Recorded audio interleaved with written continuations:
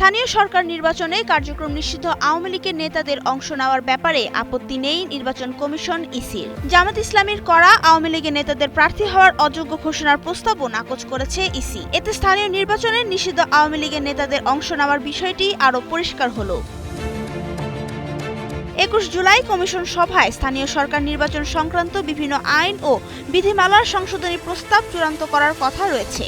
সভায় স্থানীয় সরকারের ৫টি প্রতিষ্ঠান, সিটি কর্পোরেশন, জেলা পরিষদ, উপজেলা পরিষদ, পৌরসভা ও ইউনিয়ন পরিষদ আইন ও বিধিমালার সংশোধনী অনুমোদনের জন্য আলোচনা হয়। পরবর্তীতে তা সরকারের অনুমোদনের জন্য পাঠানো হবে।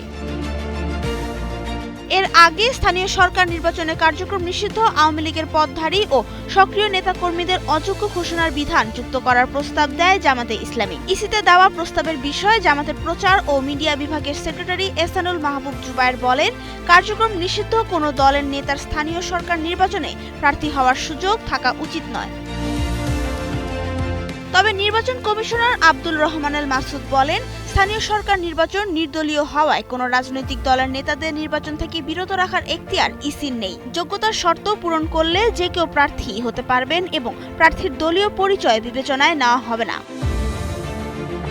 তবে নতুন সিদ্ধান্ত অনুযায়ী প্রস্তাবিত সংশোধনী মোতাবেক এমপিওভুক্ত শিক্ষকরা স্থানীয় সরকার নির্বাচনে প্রার্থী হতে পারবেন না। একই সঙ্গে লাভজনক পদে কর্মরত ব্যক্তি এবং দ্বৈত নাগরিকদেরও নির্বাচনে অংশগ্রহণের সুযোগ রাখা হচ্ছে না। ডেস্ক রিপোর্ট, সময়ের আলো।